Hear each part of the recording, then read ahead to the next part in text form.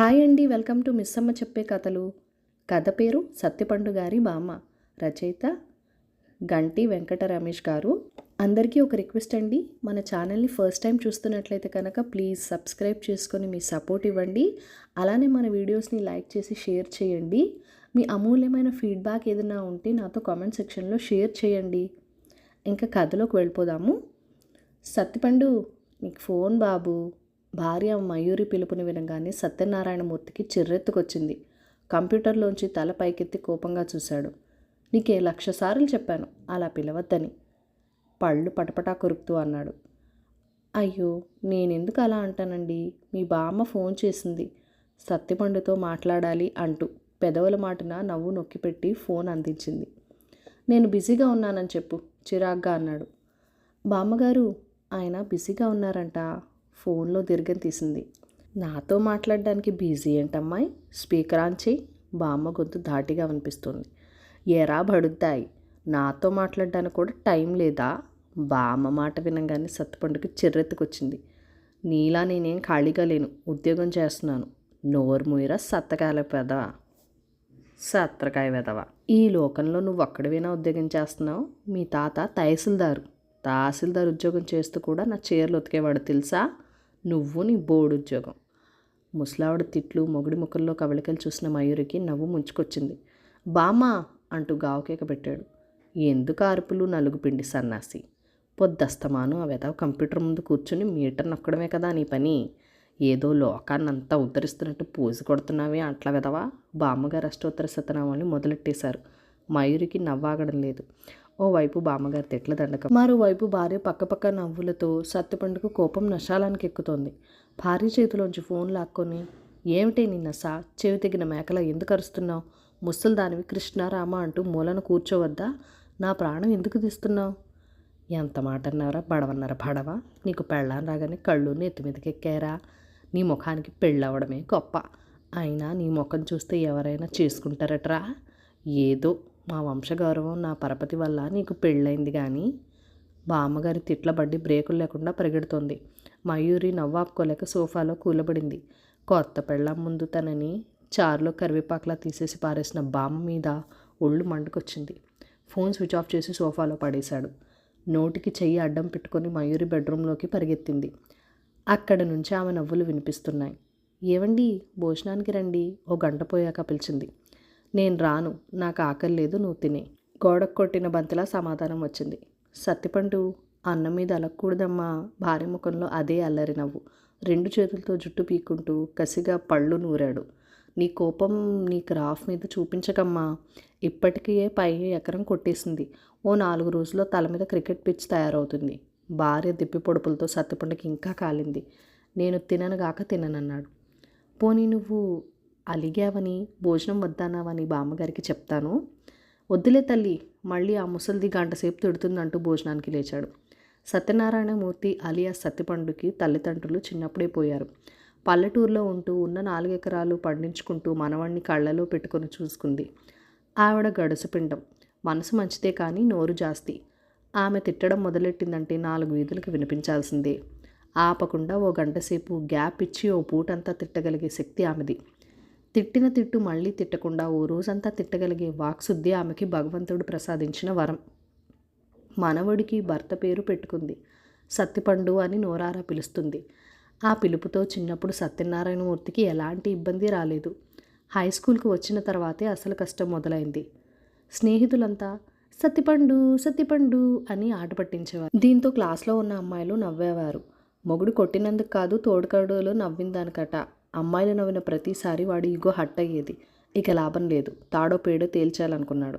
సత్తిపండు అని పిలిస్తే అన్నం తిననని మొరాయించాడు. అక్కడే బామ్మని తక్కువగా అంచనా వేశాడు. ఆవిడ అసలే హిట్లర్ జీన్స్. ఇతరుల మనోభావాలు అస్సలు పట్టించుకోనని వాళ్ళ ఆయన మీదే ఒట్టేసుకుంది. ఆ తర్వాతే ఆయన పోయాడని అందరూ చెప్పుకుంటారు. అది వేరే విషయం. మనవడు అలిగితే బతిమాలే రకం కాదావిడ. అలాంటి విషయాలన్నీ ఆమె నడి రోడ్డు మీద చర్చిస్తుంది. సత్తిపండు అన్నం మానేసి సంగతి కూడా ఊరంతా తెలిసిపోయింది. బామ్మ మాట వినడం తప్ప మరో ఆప్షన్ లేదని విషయం సత్తిబాబు చిన్నబుర్రకి లేటుగా అర్థమైంది. స్కూల్లో జరిగిన ఏ చిన్న సంఘటన అయినా బామ్మ దృష్టికి వచ్చేది. సత్తిపండును టీచర్స్ మందలించినా వాడేదైనా తప్పు చేసినా సాయంత్రానికల్లా ముసలావిడ పంచాయతీ పెట్టేసేది. ఏదైనా సబ్జెక్ట్లో తక్కువ మార్కులు వస్తే సత్తిపండుకు ఆ సబ్జెక్ట్ టీచర్కు విడివిడిగా కొన్నిసార్లు జాయింట్గా కూడా ప్రైవేట్ చెప్పేసేది. అందుకే బామ్మగారికి భయపడి టీచర్లు మనవడి మీద శ్రద్ధ చూపించేవారు. సత్తిపండు 10వ తరగతి చదువుతుండగా జరిగిన ఆ సంఘటన ఓ సాయంత్రం చెవిలో ఇయర్ ఫోన్స్ పెట్టుకొని తన అభిమాన హీరో పాటకి స్టెప్ వేస్తున్నాడు. నేల మీద కొబ్బరి నూనె పడిపోయింది. ఒరే తింగరి సచ్చినోడా, కాలు జారుతుంది చూసుకో అని బామ్మ అరుస్తోంది. బామ్మ మాట నోట్లో ఉండగానే ఢబాల్న జారిపడ్డాడు, కాలు విరిగింది. అప్పుడు బామ్మ చేసిన హడావిడి అంతా ఇంత కాదు. ముందు సత్తిపండుకో గంట సేపు తలంటేసింది. తర్వాత ఆ పాటలో నటించిన హీరోని, డాన్స్ మాస్టర్ని, పాట రాసిన కవిని, దర్శక నిర్మాతల్ని మరో 2 గంటలు తిట్టింది. సత్తిపండుని ఆసుపత్రికి తీసుకెళ్లిన తర్వాత కూడా బామ్మ రభస ఆగలేదు. డాక్టర్ వచ్చి ఎక్స్రే తీయించాడు. కట్టు వేస్తే సరిపోతుందన్నాడు. పనిలో పనిగా బామ్మగారు బాగున్నారా, నేను మీ అబ్బాయి ఫ్రెండ్ భద్రయ్య కొడుకుని అని మర్యాదగా పలకరించాడు. నువ్వట్రా బడుద్దాయ్, అన్నట్టు మీ నాన్నకి ఓ చిన్నిల్లు ఉండాలి, ఆ విషయం నీకు తెలుసా? మీ అమ్మ ఆవిడ ఓసారి నడి రోడ్డు మీద కొప్పులు పట్టుకుని కొట్టుకున్నారు. నువ్వు అప్పటికి చిన్న పెసరకాయవి అంది. అంతే. ఆ డాక్టర్ ముఖం మాడిపోయిన బలువలా తయారైంది. ఛీ, కాలికి అంటుకున్న పేడని ముక్కుకు రాసుకున్నట్లయింది అనుకుంటూ బయటికి వెళ్ళిపోయాడు. తర్వాత మళ్ళీ ఆ డాక్టర్ ఆ వార్డుకి వస్తే ఒట్టు. ఇది బామ్మగారి సత్తా. సత్తిపండు ఇంటర్లో ఉండగా ఇంటికి ఎదురుగా ఉన్న అమ్మాయికి సైట్ కొట్టాడు. విషయం తెలిసి అమ్మాయి వాళ్ళ నాన్న ఇలాంటి పిచ్చి వేషాలు వేయొద్దంటూ శుతిమెత్తగా హెచ్చరించాడు. చొక్కా పుచ్చుకొని కుమ్మేయకుండా కేవలం వార్నింగ్ ఇచ్చినందుకు సత్తిపండు ఆనందించాడు. కానీ బామ్మగారు మాత్రం ఈ విషయాన్ని ప్రతిష్టాత్మకంగా తీసుకుంది. దారిన పోయిన దానయ్యలందరినీ పిలిచి పొరుగింటి ఆయన తిట్టడం మొదలుపెట్టింది. ఆ విషయం సదురు సాల్తీ చెవిలో పడింది. నీకు మర్యాదగా చెప్పానా, కానీ నీ బామ్మ ఊరంతకి టామ్టామేస్తుంది. ఈసారి ఆవిడ నోటి వెంట నా కూతురు పేరు వస్తే నీ కాళ్ళు చేతులు విరిచేస్తాను. మా అమ్మాయి జోలికి వచ్చినందుకు 1 ఏడాది కిందట ఒకడి కాలు తీశాను. వాడిప్పుడు ఫిజికల్లీ హ్యాండిక్యాప్డ్ కోటాలో గవర్నమెంట్ ఉద్యోగం సంపాదించుకున్నాడు. కావాలంటే నీకు కూడా అలాంటి అవకాశం కల్పిస్తానంటూ చాలా మర్యాదగా చెప్పాడు. ఆయన అంత వివరంగా చెప్పడంతో సత్తిపండుకి ప్యాంటు తడిసిపోయింది చెమటతో. ఇక ఊళ్ళో ఉంటే తన పరువుకి, తన ఆరోగ్యానికి ఎలాంటి గ్యారంటీ ఉండదని సత్యనారాయణమూర్తికి అర్థమైపోయింది. బీటెక్ పేరుతో పట్టణానికి వచ్చేశాడు. చదువులు పూర్తి చేసుకుని మంచి ఉద్యోగం కూడా సంపాదించాడు. బామ్మ చెప్పిన సంబంధం చేసుకున్నాడు. బామ్మని తనతో పాటు పట్టణానికి వచ్చేయమన్నాడు. కానీ ఆమె కాలు చేయి ఆడినన్నాళ్ళు ఊర్లోనే ఉంటానంది. అయితే రోజుకు 4 సార్లు ఫోన్ చేసి కొత్త పెళ్ళాం ముందు పరువు తీసేస్తుంది. అదే సత్తిపండుకు నచ్చడం లేదు. మయూరి మంచి అమ్మాయే, కాకపోతే అల్లరి పిల్ల. బామ్మగారు ఫోన్ చేసి సత్తిపండు గాలి తీయటం, భార్యగారు పడిపడి నవ్వటం, సత్తిపండు జుట్టు పీక్కోవటం ఇది నిత్యకృత్యం అయిపోయింది. మా బామ్మ నోరు మూయించు దేవుడా అంటూ సత్తిపండు మొక్కని దైవం లేదు. ఆ ప్రార్థనలు ఫలించాయనుకుంటా. ఓ రోజు ఉదయాన్నే ఫోన్, బామ్మగారికి గుండె నొప్పి వచ్చిందని. సిటీలో ఓ కార్పొరేట్ హాస్పిటల్లో జాయిన్ చేశాడు. డాక్టర్ పరీక్షించి బైపాస్ సర్జరీ చేయాలన్నారు. ఆయన గ్యారంటీ ఇవ్వలేమన్నారు. సత్తిపండుకు ఏడుపు తన్నుకొచ్చింది. తనని పెంచడం కోసం బామ్మ పడ్డ కష్టాలన్నీ గుర్తొచ్చాయి.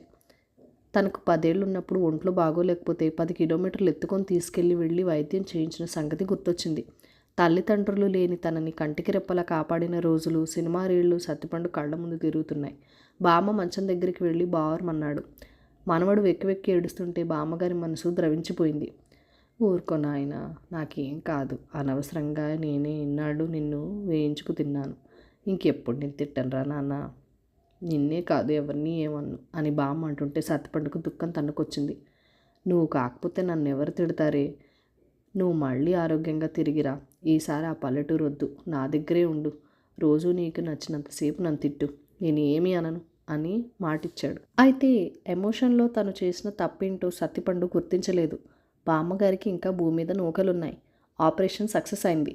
గుండ్రాయిలా ఇంటికొచ్చింది. ఒరే సత్తిపండు, ఆ అట్లకాడ వెధవ ఎవడ్రా? గంట నుంచి ఫోన్లోనే మాట్లాడుతున్నాడు. తన గది కిటికీలోంచి చూస్తూ అడిగింది. బామ్మ, వాడి గోల నీకెందుకే? ఇది అపార్ట్మెంట్, ఎవరి బాధలు వాళ్ళవి, అన్నీ పట్టించుకోకూడదు అంటూ హితబోధ చేయడానికి ప్రయత్నించాడు. ఊరుకోరా కుర్రకొంక, నాకు చెప్పేంత వాడివయ్యావురా. అయినా అంతసేపు ఫోన్లో మాట్లాడితే చెవులు పాడైపోవు. నువ్వు కూడా గంటల కొద్దీ మాట్లాడతావట, మీ ఆవిడ చెప్పింది. ఇప్పటికే నీ కుడి చెవు వినిపించడం లేదట చెవిటి తింగరోడా. గేట్లెత్తిన కృష్ణానది ప్రవాహంలా బామ్మ వాగ్దాటి. బామ్మ ఈజ్ బ్యాక్. ఏం చేయనురా భగవంతుడా అనుకుంటూ చెవులు మూసుకుని బాత్రూంలో దూరాడు సత్తిపండు. కథ సమాప్తం. Thank you for watching.